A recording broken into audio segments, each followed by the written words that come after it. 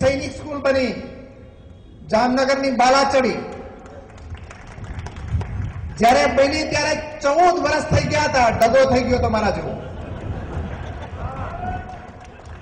અને 11 વર્ષની ઉંમરે 10 થી 11 વર્ષની ઉંમરે સૈનિક સ્કૂલમાં એડમિશન મળી, 6ઠ્ઠા ધોરણમાં એડમિશન મળતું હતું, 1 રૂપિયા નહીં, રેવા જમવા ચોપડા કપડા બધું જ ફ્રી। આ સૈનિક સ્કૂલ એ વખતે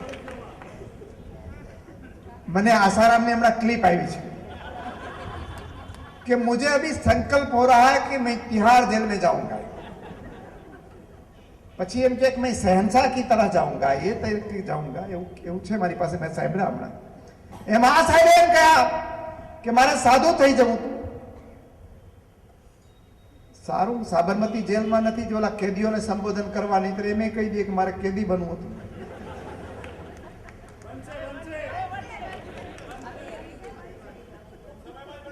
અને આપણા અંબામાના ભક્તો કેના બહુચરાજી માતાના ભક્તોની સભામાં જાય તો બીજું કંઈક કે, એટલે એમને જૂઠું બોલવામાં કોઈ પહોંચે નહીં, અને પછી કોઈ દિવસ વાંચા વગર જ બોલે બધું જ।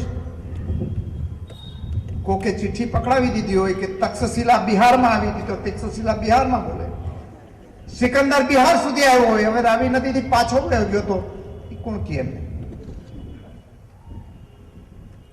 ચંદ્રગુપ્ત એક ગુપ્ત વંશના મહારાજા હતા, અરે મૌર્ય વંશની સ્થાપના એમણે કરી। આવા બધા માણસો છે, આપણે મુખ્યમંત્રી તરીકે આપણે શરમાએ એવી બધી વાતો કરે છે, અને એટલીસ્ટ ઇતિહાસની સાથે તો ચેડા ન કરો। એમાં 15મી ઓગસ્ટ લાલ કિલ્લાના મેદાન ઉપર વડાપ્રધાન સંબોધન કરે, આખો દેશ એને ઝીલતો હોય, વડાપ્રધાનની એક બાજુ વિરોધ પક્ષના નેતા બેઠા હોય, બીજા રાજકીય પક્ષના આગેવાનો બેઠા હોય। એક દિવસ તો જે દિવસ શહીદોનો દિવસ છે એ દિવસે એક દિવસ તો આપણે બધા રાજી થાય એવું બોલીએ। એક દિવસ તો કોઈનો જન્મદિવસ હોય ત્યારે એને 100 વર્ષનું થવાનું કહીએ છીએ આપણે બધા, એટલે શુભકામનાઓ પાઠવીએ છીએ। એમ ભારત આઝાદ થયો એનો જન્મદિવસ, એ દિવસે આ દેશનો વડાપ્રધાન બોલે તો આપણા સાહેબ અહીંયા લાલન કોલેજમાંથી ભસે, ત્યાંથી સંબોધન થાય ને અહીંયાથી ભસે, શરમ આવે આપણને।